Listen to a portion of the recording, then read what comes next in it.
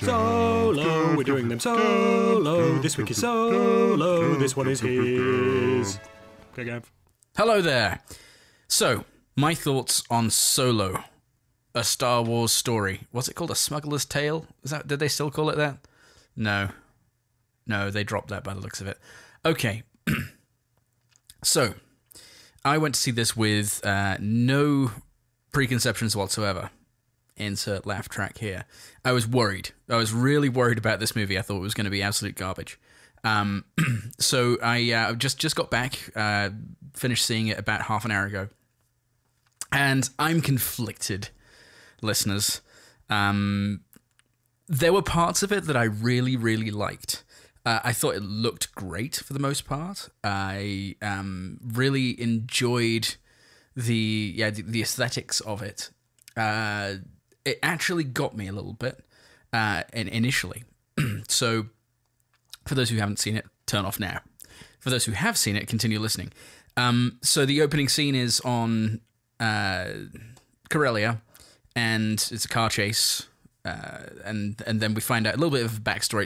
It turns out Solo Han is under the thumb of some what's the character's name? She's called like Mistress something, right?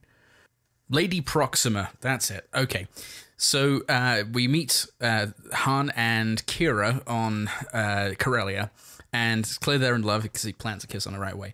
I'm not going to go through the whole film, but from that point, I was still kind of arms folded and thinking, I'm not so sure about this. Particularly the moment in the opening car chase scene. I guess it's not a car chase; it's an escape scene, where he puts the dice on the mirror. I'm like, oh, already? Really? Already? I kind of expected him to win those maybe later in the film. So we get through that. Then he goes and is presented to Lady Proxima, and it looked like a big creature to me. I'm curious. At first, I reeled back a little bit because I was like, oh, this seems a little bit silly and over comedic. But if it was, it's probably a mix of CG and actual model work, or creature work. But it actually looked like a real physical thing, and I quite like that. So it's starting to win me over a little bit. But the part that then we have the exciting escape from Lady Proxima and her goons. And when they get split up at the airport, that's the spaceport, I suppose it would be. And then flash forward. At that moment, I was kind of like, it looks okay. Interesting that Han joined the Empire in order to get away.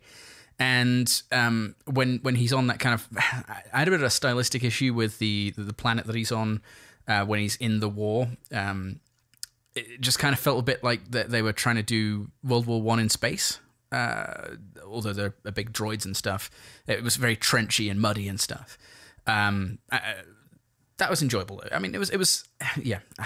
Like I said at the start, I'm conflicted on this movie because I rather enjoyed that scene and I'm not entirely sure. I'm just not sure about it. I'm not sure, but it did kind of make me reel back a little bit and kind of question. So, I'm not entirely certain how I feel about that.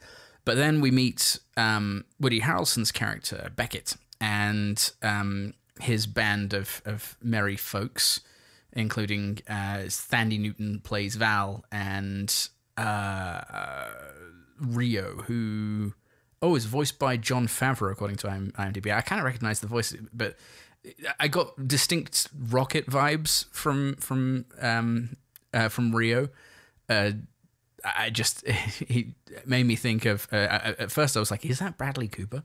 It made me think of the Rocket character from Guardians of the Galaxy. But I suppose, Star Wars has always had those kind of comic relief characters, so I actually really liked the character. But then he gets betrayed by them and turned over, and this is where we meet Chewie. At first, I wasn't entirely sure it was going to be Chewie.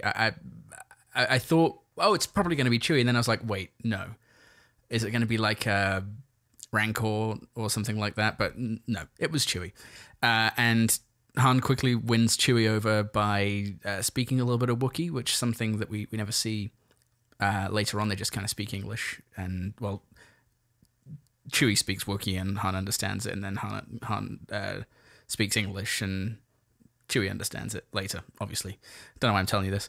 Anyway, the escape from... And this is where... the reason I'm kind of going over it in a bit more detail is this is where it had me still. So we got to the planet where they're going to do the heist with the train, and the shot where they're standing on the rigging apparatus, the bit that the like metal structure underneath the ship, and there's some like sweeping, very pretty images of the planet that they're approaching. I actually was like, I'm kind of digging this. I'm enjoying this. I hope nothing takes the shine off of it. Then that whole sequence, a little bit forgettable, but fine. They're trying to heist this one rail car full of the substance. I keep wanting to call it Critosis, but that's not what it's called, is it? It's never mind. The MacGuffin-y type device, coaxium. There you go, coaxium. That's what it's called. So they're trying to steal the coaxium, and we find out. Initially, we think Woody Harrelson and his band of thieves are doing this for themselves, but it turns out they're working for Paul Bettany, who is an operative within this Crimson Dawn organization. I thought his performance was good. I liked his introduction, the fact that we just kind of cut to him in his office, and he's got like a stabby lightsaber blade type thing.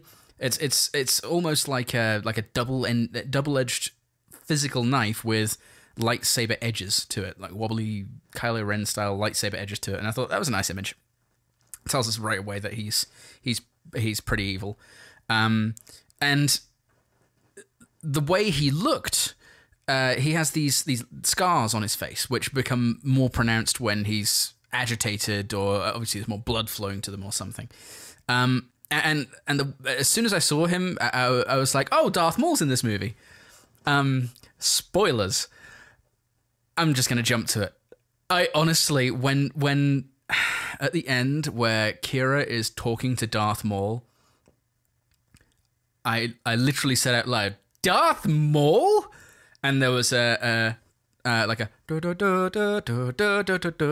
of sting, Duel of the Fates sting, and I was just like, I did not expect a prequel callback in this movie. That is ridiculous. And from his credit, I think he's not Darth Maul yet, but it actually was Ray Park. I thought it was some kind of CG monstrosity, but no, it actually was the man himself, Ray Park, as Darth Maul. And I bet he thought he'd never get a role in a Star Wars movie again after the flop. Well, I guess it wasn't really a flop, was it? But the widely derided Episode 1. But spinning, that's a good move. So back to the rest of the film. It was those sorts of things that I had problems with. It was the fan service portions, which, to its credit, there weren't a huge amount of. I thought Rogue One suffered from it worse than this did, unless I just wasn't being observant and there were more of them. The only ones I can really think of are that. The helmet that Woody wears, Woody Harrelson, who I just want to call Woody because, he's Woody Harrelson, that Beckett wears when they go to the planet, when they go to Planet Kessel, to steal the unrefined coaxium. What's his name? Bloody hell, Lando wears that helmet in the scene. I believe it's the scene where Luke and it's the scene on Jabba's pleasure yacht. Interesting parallel between this, but bad guys have big ships that are yachts. I suppose his was more like a hovery thing. Jabba's was, but still. There was those kind of the only two I can think of right now off the top of my head, aside from things like the Falcon and that sort of thing. Oh no, the chess, hollow chest with the monsters, which again, unless someone's doing really good CG work, those look like real little stop motion characters that have been kind of paid attention to. And despite the fact it's to give fan service, I appreciate the effort that goes into recreating those, and I'd love to see a side by side. I'm sure someone's done it. A side by side of how those characters look in comparison from 77 to now. And I get the feeling that whoever did them watched that scene where you can see those in A New Hope and did their very best to recreate them as well as possible. I haven't seen CG that looks like stop motion as much as that did, so that's why I kind of get the feeling it was actual stop motion. I quite enjoyed that. At least there's a lot of effort. That's one thing I will say for the movie. As seems to be the trend with these later Star Wars movies, the more contemporary Star Wars movies, there was a lot of practical. There were a lot of practical effects in it, and I got to applaud it for that. I enjoy that sort of stuff. Obviously, there's a ton of CG in it as well. I'm sure there's probably more effects shots in the movie than there aren't. So, there's a greater percentage of shots that have had some kind of computer modification to them. Not counting things like color grading, than haven't. But nonetheless, like you just can't build a big model train type thing on the side of a mountain. It's probably impossible engineering wise and prohibitively expensive even if you can. So I understand you got to do some green screen work, but where you can, making things real, for me adds a dimension of legitimacy that the prequels in particular didn't have. They always everything felt very separate and not real. It didn't feel like a real world. And I'll definitely give this movie credit where it's due. That this movie felt like it was set in I won't say a real world but a real universe.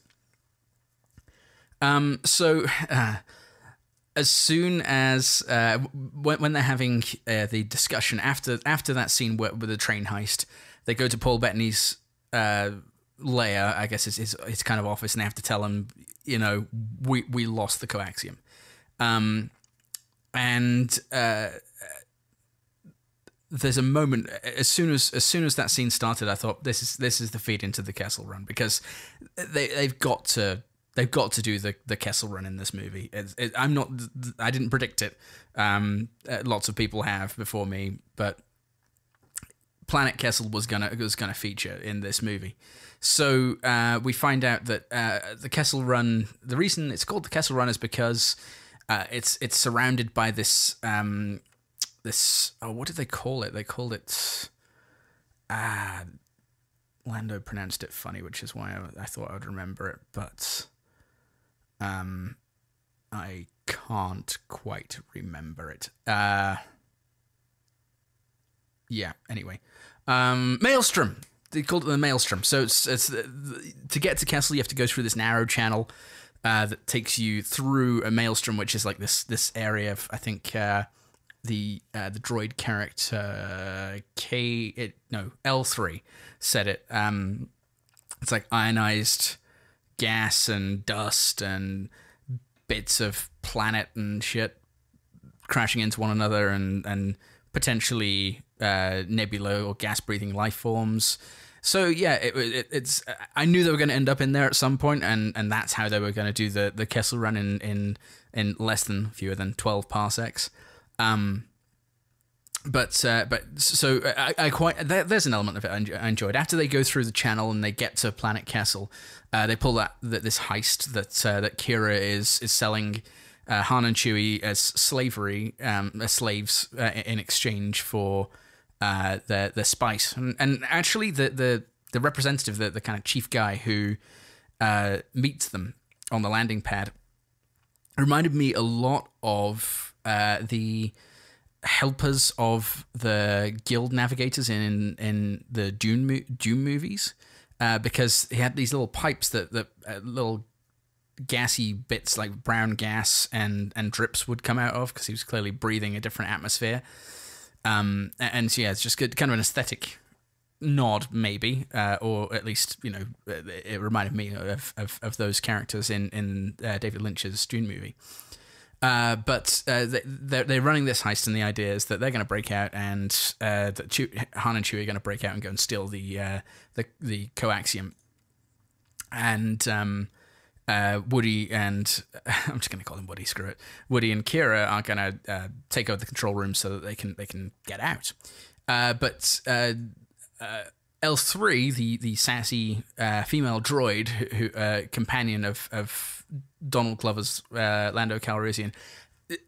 Sidebar: I enjoyed Donald Glover's performance in this immensely. I thought that he clearly it showed to me that he'd studied Billy D. Williams' mannerisms and voice, because he was putting on a voice that was very similar, and just the way he looked and moved, the occasional mannerisms definitely really reminded me of Billy D. Williams. So I thought he did a great job in this. But L3 inspires a droid rebellion by taking one of the droids restrictor bolts. Is that what it's called? Anyway, restraining bolts off, and so disaster and rebellion encompasses the mining operation. There was a moment in this where in this whole scene where I was like, not sure I like that. And it was the moment where Han gets to the vault where all the coaxium's stored, and there's like a big old guard standing out front, and he just kicks him in the balls, and that's it. What it reminded me of was, and the parallels that I think might be drawn elsewhere, I don't think I'm completely unique in thinking this, is, well, in whichever Indiana Jones movie it is where Harrison Ford just shoots the guy with the whip, or the guy with the swords. Anyway, the big guy and you kind of think, oh, there's going to be a big fight scene, and then he completely undercuts it by shooting him. One of my most favorite scenes in all of the Indiana Jones movies. It's supposedly because he had a cold and didn't want to do the fight scene. There was a choreographed fight, but Harrison Ford was sick. Don't know if that's true. Felt like a nod to that. Felt a little bit obvious to me, but yeah, I think it would have been nice if that guy had stood up again and been like, that's not where my balls are kept, or something like that. If they're going to do a ball gag, then at least follow through on it. Ball gag. So yeah, in that scene as well, Chewie. It's discovered that it's revealed rather earlier in the show that earlier in the movie that Chewie. The Wookiees of Kashyyyk were enslaved by the Empire and spread throughout the galaxy. So he sees a group of Wookiees who are slave labor in the spice mines of Kessel and helps them to escape. But I think that that scene is decent, but I felt like it was all in service of. The only reason they have to go to Kessel is because they want to make the Kessel run in less than 12 parsecs. They want to show that on screen and explain what it means. Because there's this thing that we all, those of us who followed Star Wars, know that the word parsec was used, and parsec's a measure of distance, not a measure of time. So it was always taken as a line that meant, I did it in this short amount of time. But it turns out that the reason you can't make it in less than 20 parsecs is because you've got to go down this, circuitous corridor that's safe, that safely passes you through the maelstrom. And as they're heading out, they run into an Imperial Star Destroyer. And they have to escape from a squadron of TIE fighters, and the way they do that is by going through the maelstrom. And that scene was fine. I mean, it was okay, but it just felt like it was all in service of this thing. The giant HP Lovecraft style maelstrom dwelling octopus type thing was okay in the end, but at first the first thing that popped into my mind when they turn the light on or clear some dust and you see this big eye was, there's always a bigger fish. It just, again, a little bit of a prequel flashback. And that's something that this movie suffered from a little bit, but not terribly, not as badly as I was expecting it to. Overall, I had a very positive view of this film. There were just these few minor bits that made me think that a little bit of Lord and Miller stuck around. Or it was Lawrence Kasdan. I don't know, and I don't think we ever will. Interesting to see that Lord and Miller got exec producer credits for this. For those of you that don't know, they were originally directing the movie. I guess Disney execs, some people saw what they were doing with the movie and hated it, so they were reportedly fired, but apparently, I don't know, probably fired and given exec producer credits by the looks of things. And then Ron Howard was put in to direct it. But as far as visual style goes, I loved pretty much every element of the movie. The Millennium Falcon looked good. Oh, okay. Here's something else that kind of made me groan.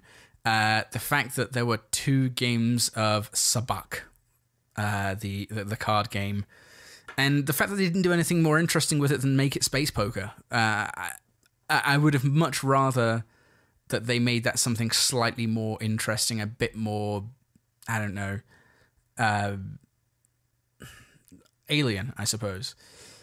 The fact that it was an ill-defined card game, it just felt like a bit of a cheat to me. That gambling scene is fine, and particularly as an introduction of Lando, and the fact that they don't like one another at first, but there's a kind of grudging respect there. I enjoyed that. I thought that was a fun element. And as I said, I really enjoyed Donald Glover's portrayal of Lando. I thought he did an excellent job. Actually, something that I didn't even think about was Alden Ehrenreich, is that his name's portrayal of Han Solo. I thought he did fine. I thought it was okay.